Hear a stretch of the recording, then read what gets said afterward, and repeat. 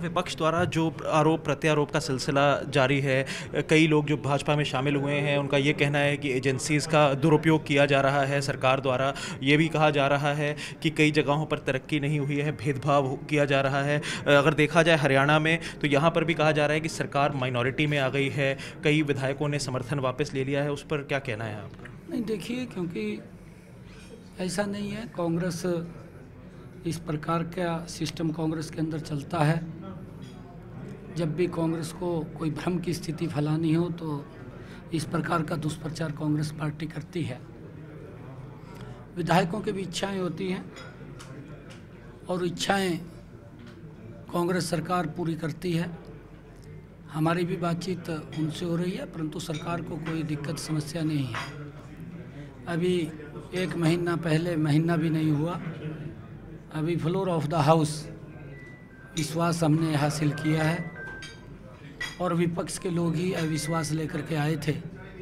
ये समय समय के ऊपर जब इनको भ्रम की स्थिति पैदा करनी होती है, ये इस प्रकार का राग अलापना शुरू कर देते हैं कि सरकार अल्पमत में है, सरकार ने विश्वास खो चुकी है। अरे विश्वास तो जनता का कांग्रेस खो चुकी है, कांग्रेस के पास विश्वास नहीं है। ये इस प्रकार की भ्रामक स्थिति पैदा करके लोगों को बरगलाने का काम कर रहे हैं।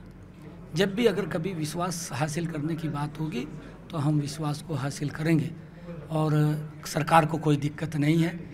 और मैं उन लोगों को, विपक्ष के लोगों को ये भी कहना चाहता हूँ कि अभी 4 महीने के बाद विधानसभा के भी आम चुनाव हैं और ये सरकार भारतीय जनता पार्टी की बहुत बड़े मैंडेट के साथ विश्वास जनता का हासिल करेगी, क्योंकि लोग प्यार करते हैं। इन्होंने तो शोषण किया है, हुड्डा ने शोषण किया है। कांग्रेस ने किस प्रकार से भाईचारे को खराब किया है, देश के अंदर किस प्रकार से दंगे, 84 के अगर दंगे देखें, किस प्रकार से हजारों सिखों का कत्लेआम करने का काम कांग्रेस पार्टी ने किया है। देश में हिंदू मुस्लिम के नाम के ऊपर दंगे होते थे।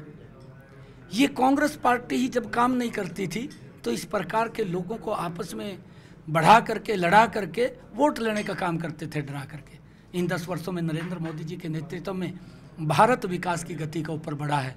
कहीं दंगा दिखाई दिया, कहीं आपस में कोई झगड़ा दिखाई दिया, कहीं कोई दिखाई नहीं दिया, परंतु नरेंद्र मोदी जी के नेतृत्व में ये भारत मजबूती से आगे बढ़ा है। मुझे खुशी है इस बात की, लोग इस बात को समझ रहे हैं। परंतु ये कांग्रेस के लोग जब ये विश्वास जनता का खो देते हैं तो ये लोगों को आपस में लड़ाने का काम, भड़काने का काम करते हैं। अभी कांग्रेस के लोग बोल रहे हैं कि अगर नरेंद्र मोदी तीसरी बार आ जाएगा तो संविधान को समाप्त कर देंगे। अरे संविधान तो कांग्रेस ने अपने समय में समाप्त किया है। अरे एक प्रधानमंत्री अपने कैबिनेट में बैठ कर के बिल पास करता है और उस बिल को तार तार करके, उसकी लीरें करके राहुल गांधी उसको ऊपर फेंक देता है। लोकतंत्र कहाँ था, संविधान कहाँ था? ये बात समझने की है। किस प्रकार से संविधान का मजाक किया गया, किस प्रकार से संसद का मजाक किया गया, किस प्रकार से लोकतंत्र की धज्जियां उड़ाई गई। और ये आज बोलते हैं कि संविधान समाप्त हो जाएगा। क्यों गुमराह करते हैं? ये देश ये संविधान के अनुसार नरेंद्र मोदी जी के नेतृत्व में चल रहा है। हाँ, जो भ्रष्टाचारी हैं, भ्रष्टाचारियों को पीड़ा हो रही है और वो ये सोच रहे हैं, ये इकट्ठे हो गए हैं, इनके लिए देश का महत्व नहीं है, इनके लिए देश की आवाम की जनता के लिए नहीं है।